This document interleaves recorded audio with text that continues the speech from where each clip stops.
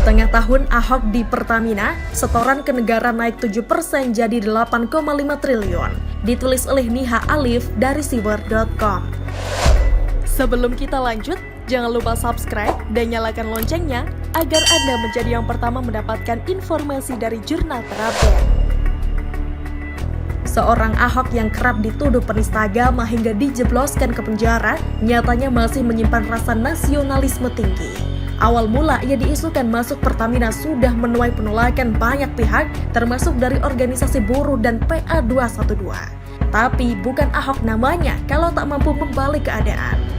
Beberapa saat ia menduduki kursi komisaris utama, dia berhasil mempresentasikan Pertamina di kancah dunia. Ahok membuat sistem Pertamina menjadi lebih transparan, mulai dari hulu ke hilir. Pembangunan 2 kilang sudah ditargetkan rampung tahun 2026. Selain itu, Ahok melaksanakan amanah Jokowi untuk mengembangkan B30 dari kelapa sawit. Kini Ahok semakin membuat Pertamina berjaya dengan mencatatkan kenaikan laba dibanding tahun sebelumnya. Seperti diberitakan industri.co.id, PT Pertamina mencatatkan perolehan laba bersih sebesar 2,53 miliar dolar Amerika Serikat atau setara 35,8 triliun rupiah. Hal tersebut berdasarkan laporan keuangan Pertamina tahun buku 2019 yang disetujui oleh Rapat Umum Pemegang Saham Tahunan atau RUPST yang berlangsung di Jakarta, Kamis 18 Juni. RUPST juga memutuskan menyetor dividen tunai sebesar 8,5 triliun rupiah. Dividen ini naik sekitar 7% dibanding tahun lalu yang sebesar 7,95 triliun rupiah. Kami bersyukur Pertamina dapat menorehkan berbagai pencapaian dan mempertahankan laba bersih stabil sama dengan tahun sebelumnya, kata Vice President Komunikasi Perusahaan Pertamina Fajriyah Usman. Perlu diketahui, Pertamina berhasil mempertahankan bisnis produksi migasnya pada tahun 2019 dengan pengeboran 322 sumur pengembangan, 14 sumur eksplorasi dan melakukan 751 kegiatan workover serta 13.683 well services. Saat ini Pertamina telah memiliki lapangan migas yang tersebar di 13 negara di benua Asia, Afrika, Eropa, dan Amerika. Dari lapangan tersebut kami berharap dapat mendukung aspirasi pemerintah mencapai 1 juta BOPD dan 4.000 MMSCFD pada tahun 2024, kata Fajriyah Usman.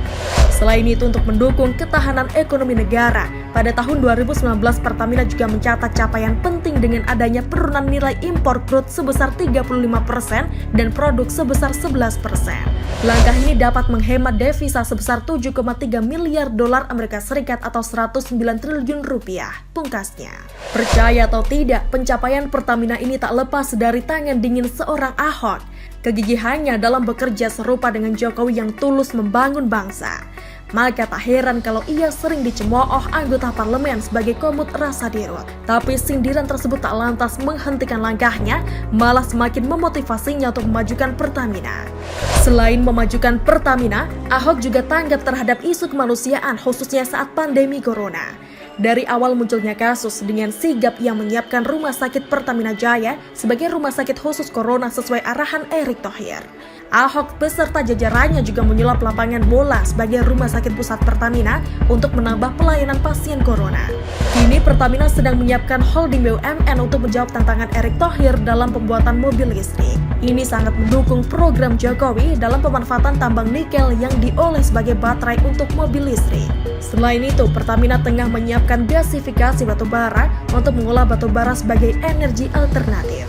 Jadi, prestasi Pertamina bisa dibayangkan ke depannya akan seperti apa.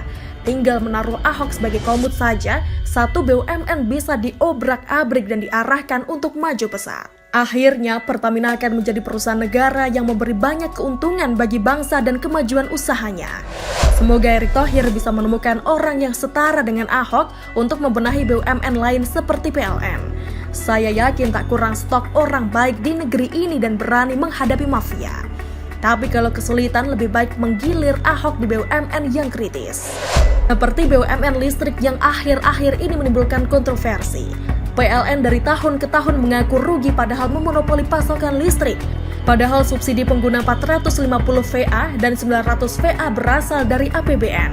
Lantas, kenapa PLN masih seakan membebankan subsidi tersebut kepada pengguna lain? Ini miris sekali. Padahal Pertamina yang dibuat satu harga di seluruh Indonesia tidak sampai merugi. malahan mencatatkan laba lebih tinggi. Haruskah Ahok ditaruh jadi dirut atau komut selama 1 tahun agar PLN bisa berubah? Tampaknya Erick Thohir harus mempertimbangkan hal ini. Kalau dirasa Ahok masih urgent di Pertamina, maka ia bisa merangkap komut juga di PLN. Biarlah ia membenahi perusahaan yang sekarat karena korupsi dan manajemen bobrok tersebut. Kita yakin kalau setengah tahun Ahok di Pertamina bisa menaikkan keuntungan jadi 7%, maka setahun di PLN sudah cukup untuk membawa perusahaan yang semula buntung jadi untung. Begitulah kura-kura. Bagaimana menurut Anda? Silahkan tulis komentar di kolom komentar. Jangan lupa untuk like, subscribe, dan share. Arkana pamit. Wassalamualaikum warahmatullahi wabarakatuh. Sampai jumpa.